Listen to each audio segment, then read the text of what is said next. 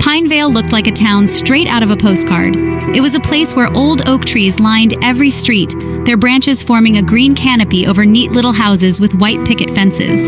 The air smelled of freshly cut grass and blooming magnolias. People said good morning to strangers. They waved from their front porches.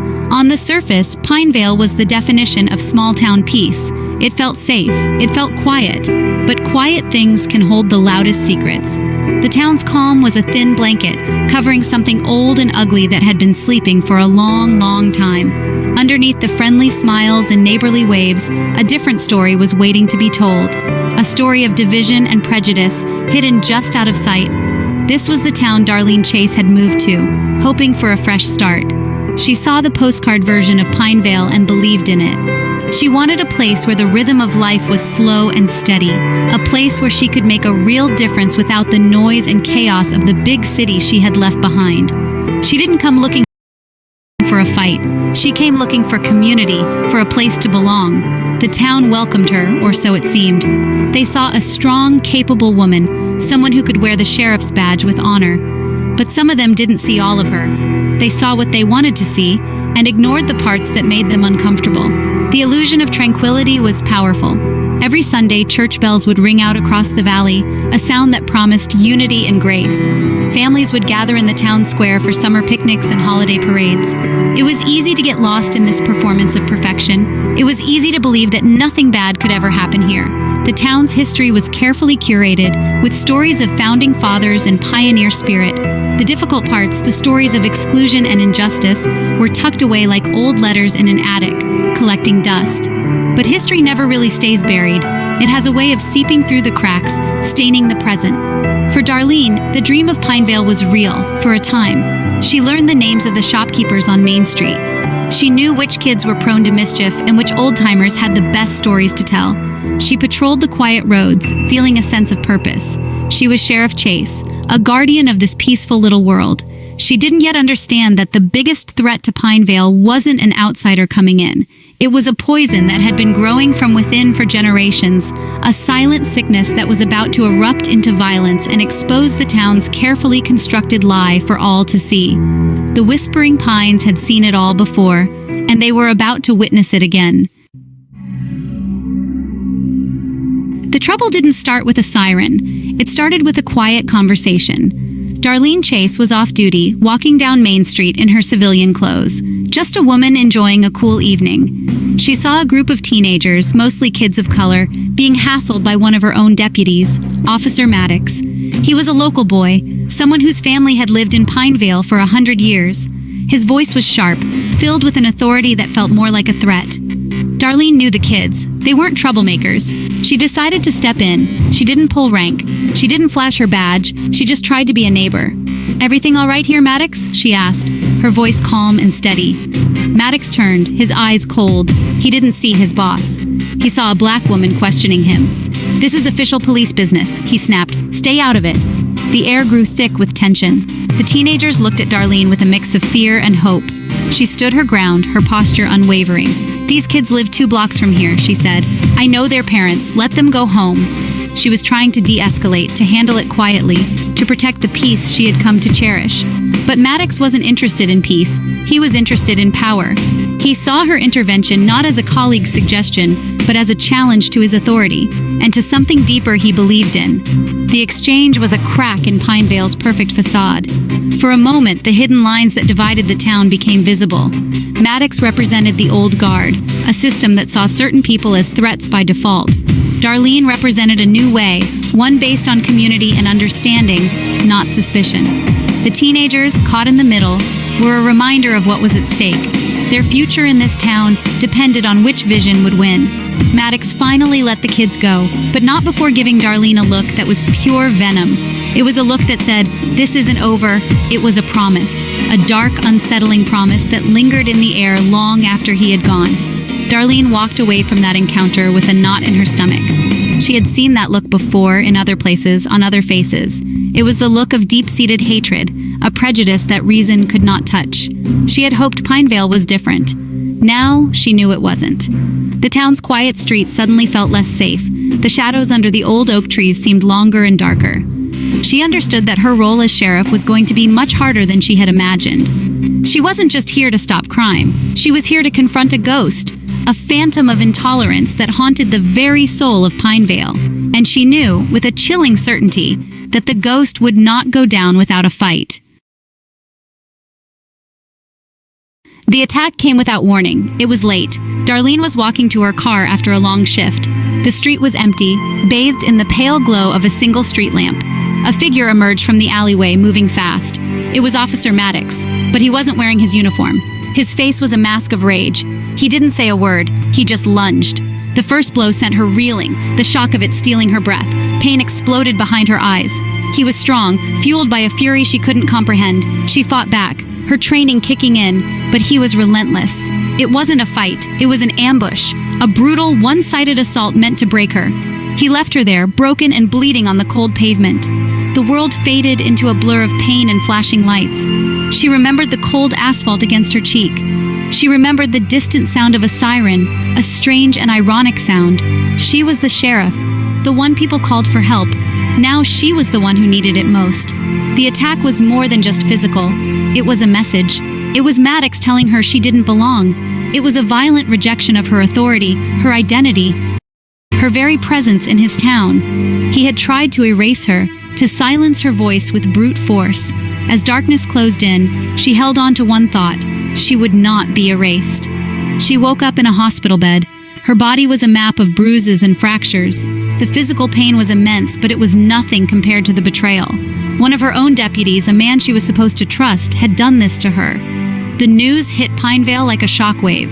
At first, the story was murky. Sheriff Chase attacked by an unknown assailant. The official narrative was cautious, vague. The town held its breath.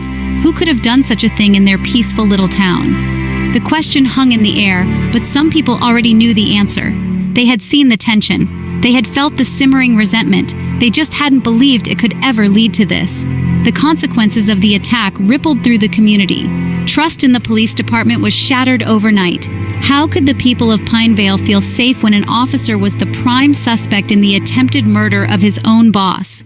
The incident tore the blanket of peace clean off the town, exposing the ugly truths underneath. The quiet streets no longer felt quiet.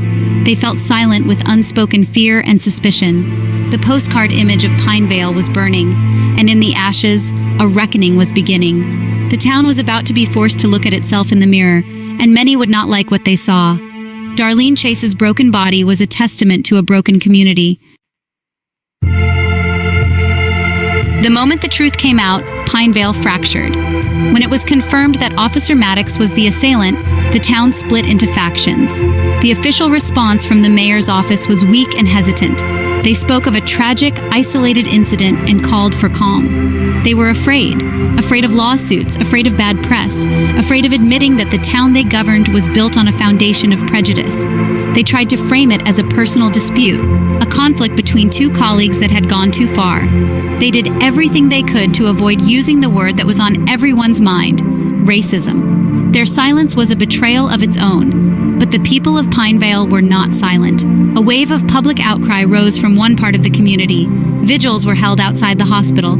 People, both black and white, gathered with signs that read, "Justice for Chase and no hate in Pinevale." They saw the attack for what it was, a hate crime. They saw Darlene not just as a victim, but as a symbol of the change the town desperately needed.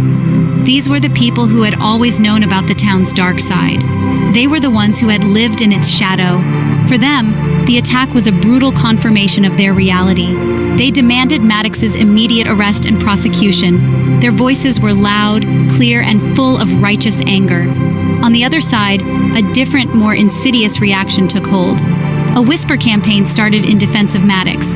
He's a good boy from a good family, some would say. There must be another side to the story.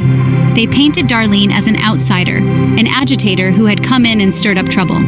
They questioned her leadership, her methods, her right to be there in the first place. This was the old Pinevale fighting back, clinging to its comfortable lies. It was a defense rooted in fear. Fear of change, fear of losing control, fear of having to confront their own complicity in a system of injustice. They chose to defend the attacker because he was one of them, and she was not. The division was stark and painful. It played out in grocery store aisles, in school parking lots, and on social media. Friendships ended. Families argued. The attack on Darlene Chase had become a referendum on the soul of Pinevale itself. Was it the peaceful, welcoming town it pretended to be? Or was it a place where prejudice was so deeply ingrained that it would defend violence to protect its own? Darlene, lying in her hospital bed, was unaware of the full extent of the war being waged in her name. But the town's divided heart was a direct reflection of the conflict that had put her there. The battle between the old, ugly past and the hope for a more just future. Recovery was a slow, grueling process. Every movement was a reminder of the attack, but Darlene Chase was a fighter. She pushed through the pain, her spirit refusing to be broken. The physical scars would fade, but she knew the emotional ones would remain. They were a part of her story now. During those long days in the hospital, visited by a few loyal deputies and supporters, she had a lot of time to think. She could have left Pinevale. Nobody would have blamed her. She could have returned to the city, to a place where she was not a symbol, just a person. But the thought of leaving felt like a surrender. It would mean that Maddox and everything he represented had won. One day, the mayor came to visit her. He brought flowers and empty words. He talked about her options, gently suggesting that perhaps a transfer or an early retirement would be best for everyone. Best for the town's healing, he said. Darlene listened patiently. When he was finished, she looked him straight in the eye. "Mayor," she said, her voice raspy but firm, "the only way I'm leaving my job is if the people of this town vote me out. I'm not running from this." In that moment, she wasn't just a victim. She was the sheriff. Her resolve was made of iron. Her badge wasn't just a piece of metal. It was a promise she had made to the community, and she intended to keep it. Her badge became a powerful symbol. For her supporters, it represented resilience, courage, and the unwavering rule of law. It was a beacon of hope in a town shrouded in darkness. They saw her refusal to back down as an act of defiance against the hatred that had tried to silence her. For her detractors, that same badge was an affront. It was a symbol of an authority they refused to accept, a reminder of the outsider who wouldn't be intimidated. The simple star-shaped piece of metal held the weight of the entire town's conflict. It was both a shield and a target, and Darlene knew she would have to wear it as both.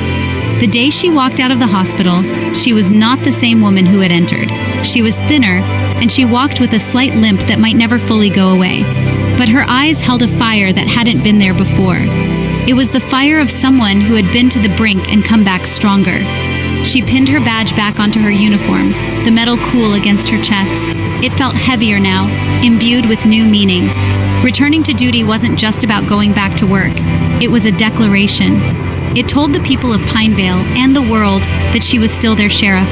Justice was coming, and she would be the one to ensure it was served. The trial of Officer Maddox was the most dramatic event in Pinevale's history. The small, wood-paneled courtroom was packed every single day. The entire town, it seemed, was holding its breath. The prosecution laid out the facts of the case, the ambush, the brutal assault, the evidence left at the scene. Maddox sat beside his lawyer, his face unreadable, a picture of defiant denial. His defense team tried to paint Darlene as an aggressive and incompetent leader who had provoked him. They twisted her attempts to de-escalate the conflict on Main Street into an act of public humiliation. They were putting her on trial, not him. It was a desperate strategy, designed to play on the jury's hidden biases. The community watched, their divisions on full display. Supporters of Sheriff Chase filled one side of the courtroom, their faces a mixture of hope and anxiety. They were there to bear witness, to lend her their silent strength. On the other side sat Maddox's family and sympathizers, their expressions grim and defensive. They represented the part of Pinevale that was clinging to the past, refusing to see the truth that was right in front of them. The tension in the room was a physical thing, a heavy silence that was broken only by the lawyers' arguments and the rustling of a town grappling with its conscience. The fate of one man had become the verdict on an entire community's character. The turning point came when Sheriff Darlene Chase took the stand. She walked slowly, deliberately to the witness box, her uniform crisp, her badge shining under the courtroom lights. Every eye was on her. She did not look like a victim. She looked like the law. She spoke in a clear, steady voice, recounting the events of that night without a trace of self-pity. She described the attack in chilling detail, but she did more than that. She talked about her belief in the town, her hope for its future, and the profound betrayal she felt when one of her own officers attacked her not for what she did, but for who she was. Her testimony was powerful. It cut through the legal jargon and the character assassinations. She wasn't just a name in a police report. She was a human being, a leader who had been savagely betrayed. When the defense attorney tried to twist her words to provoke her, she remained unshakable. Officer Maddox didn't attack a sheriff that night, she said, her voice ringing with clarity. He attacked a black woman who he believed had no right to be his sheriff. He wasn't just trying to hurt me, he was trying to hurt what I represent. The idea that justice in Pinevale is for everyone. The courtroom was silent. The weight of her truth filled the room, and for the first time it seemed inescapable. The jury's verdict came quickly, guilty, on all counts. A wave of relief and quiet celebration washed over one side of the courtroom. On the other, there was shock and disbelief. Maddox was led away in handcuffs, no longer a symbol of the old guard, but just a convicted felon. Justice had been served. The gavel fell, but the sound echoed far beyond the courtroom walls. It signaled the end of an era in Pinevale. The town's ugly secret was not only exposed, but judged. The conviction was a legal decision, but it felt like a moral one. It was a statement that hate would no longer be tolerated, that the law applied equally to everyone, even those who wore a badge. Sheriff Darlene Chase stood outside the courthouse facing a crowd of reporters and supporters. She didn't smile. Her expression was one of solemn resolve. She was not triumphant. The victory was not hers alone. It belonged to the community that had stood behind her. It belonged to the idea of a better Pinevale. This was never about me, she said, her voice carrying over the crowd. It was about the promise of our town. Today we chose to keep that promise. The work is not over. It's just beginning. She was no longer just the sheriff. She was a symbol of the town's painful but necessary transformation. She was the face of its conscience. In the weeks and months that followed, Pinevale began to change. The conversations were more honest, if sometimes more difficult. The mayor's office, forced into action, started implementing new training and oversight for the police department. People looked at each other differently, with a new awareness of the lines that had once divided them. Darlene Chase led this change from the front. She was a constant, visible presence in the community, rebuilding trust one conversation, one handshake at a time. Her survival was not just a personal victory, it was a powerful message. It showed that the truth cannot be beaten into silence. It cannot be buried in the ashes of hatred. Sheriff Chase became more than a law officer. She became Pinevale's protector in a way she had never imagined. She guarded not just its streets, but its soul. Her scars were a reminder of the battle the town had fought with itself, and her presence was proof that it could heal. The quiet of Pinevale returned, but it was a different kind of quiet. It was not the silence of secrets, but the calm of a community that had faced its demons and chosen a better path. Darlene Chase, the outsider who had become the town's heart, had shown them that real peace isn't about ignoring the darkness. It's about having the courage to face it and bring it into